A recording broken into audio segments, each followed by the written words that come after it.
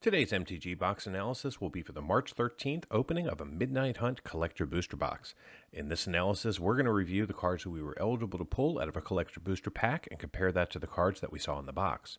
Then we're going to take a look at set coverage, coverage by rarity, as well as duplication. And from a value perspective, we'll take a look at the value of the cards we could have seen in a Collector Booster Box and break down the actual observed value. Then we'll close it out with a summary. If you want to go deeper into the analysis and see all of the metrics for this box and at least 90 others, simply join the channel at the Give Me the Data level. Let's kick things off by taking a look at what we saw in this box and comparing it to what we were eligible to pull. This chart shows all the non-foils that we saw in green, the foils we saw in orange, and the cards we were eligible to see in a collector booster pack in gray. In the non-foil space, we were eligible to see everything from the showcase category to the commander category on the chart. We ended up seeing 31 showcase, 5 borderless, 12 extended arts from the main set, and 12 extended arts from the commander subset. In the foil space, we were eligible to see every single card in the set except the commander extended art cards. Within the primary colors of Magic, we saw a variance of 5 cards between black and reds 12 and green 17. We also ended up seeing 1 foil borderless and 8 foil extended art cards from the main set. Moving into coverage, in the non-foil space, we saw 53% of the showcase, 63% of the borderless, 22% of the extended art cards from the main set, and 32% of the extended art cards from the commander subset. In total, we saw 50 non-foil cards out of a possible 140, which means that we saw 36% coverage. And in the foil space, we saw 116 unique cards out of a possible 379 cards, giving us 31% coverage of the set in this box. Our highest coverage among the primary colors of Magic was in green, seeing 41% of the cards. Pivoting to coverage by rarity, from the main set, in the non-foil space, we saw every single common and 70% of the uncommons we were eligible to see. We also saw 21 of the 64 rares for 33% coverage, and 3 of the 21 mythics for 14% coverage. In the foil space, we saw 51% of the commons, 30% of the uncommons, 22 rares for 17% coverage, and 2 mythics for 5% coverage.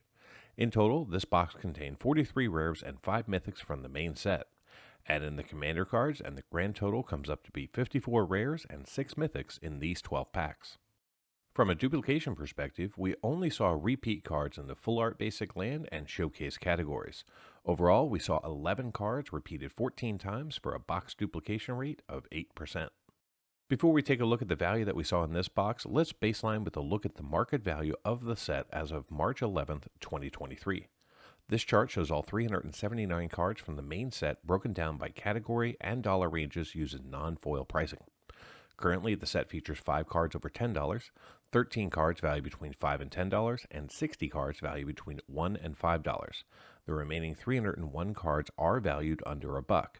If you were to add up the value of the non-foil market prices of the 379 cards, you'd be looking at a combined market value of $426.90. However, if you replace non-foil pricing with foil pricing, the numbers change quite a bit.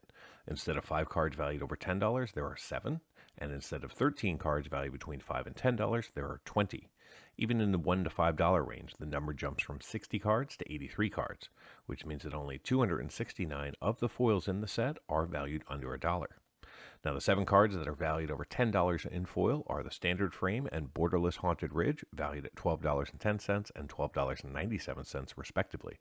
Then there's the Adeline Resplendent Cathar, valued at $13.41, the foil Borderless Renin 7, valued at $16.34, the Showcase Arlen The Pax Hope, valued at $20.14, and the Meat Hook Massacre at $45.93 for standard frame and $80.48 for foil borderless.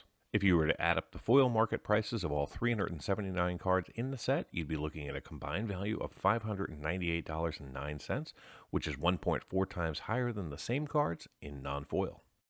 Now let's take a look at the value that we saw in this box. In the non-foil space, we didn't see any cards valued over $10. However, we did see 3 cards valued between $5 and $10, and they were the Borderless Shipwreck Marsh at $6.02, the Showcase Adeline Resplendent Cathar at $8.54, and the Borderless Haunted Ridge valued at $9.84. We also saw 14 cards valued between $1 and $5, including 4 cards from the Commander subset. The remaining 43 non-foils in the box were valued under $1. In the foil space, we saw one big hit, and it was the Haunted Ridge in Borderless, but this time in foil, it was valued at $12.97. We also saw one card valued between $5 and $10 and 15 cards valued between $1 and $5. The remaining 103 foils in the box were valued less than $1. So how did this box perform? Well, the current market price for this box is $120.48 as of March 11th, 2023. However, the lowest price I could find these for on TCG Player was $138.94. So that market price is going to increase soon. Today's collector booster box contained 12 packs with 15 cards each, allowing us to see a total of 180 cards. The 12 tokens in the box were valued at $2.34, as we did not see the double-sided zombie token valued over $5. Our 12 commander cards have a combined value of $11.64, thanks to seeing the third most valuable card in the subset. The 48 non-foils from the main set have a combined value of $56.88, and the 120 foils are valued at $73.15. Add it all up, and the grand total for this box comes up to be $144.01. This is $23.53 over the market value and equates to a return of 119% over the current market price. Now, for those of you interested in cards valued just over $2, the numbers look like this. In total, we saw 20 cards valued over $2 in this box, and they have a current combined value of $96.71, which represents 67% of the total value that we saw today. Thank you so much to Paul H. for sponsoring this box and so many others recently on the channel. Welcome to the end of the video. Hopefully you enjoyed the box opening and analysis of Innistrad Midnight Hunt in collector booster box form. Now, in case anyone's wondering how I pack and ship cards, this is effectively how I do it. Everything goes into a team bag regardless of value. Anything that is foil or valued over $1 will get one of the penny sleeves, and anything that is greater than $10 or pretty darn close will get its own hard case and then put into a separate team bag. So that's just kind of an example of how I pack and ship. So there's nothing I could do about the value that Paul saw in this box, but what I can do is sweeten the pot a little bit. So Paul, I'm going to throw in an extra Innistrad Midnight Hunt collector booster pack from a different box, obviously, because we already opened all 12 of these, and see if we can't add to your value total. So let's crack this thing open and cross our fingers one more time. All right, so this one starts out with a Blade Brand.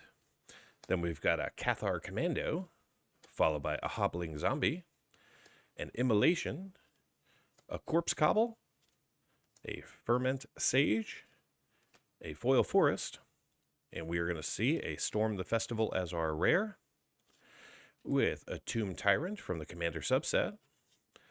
We're going to see a Bloodline Culling, a Dawnheart Rejuvenator, with a Kessig Naturalist, and then a Shipwreck Marsh in Borderless, with a Fangblade Brigand. And we're going to see a Light Up the Night in Extended Art, with an Ooze Zombie token in the back. Well, thank you so much for watching. Until next time, do something amazing.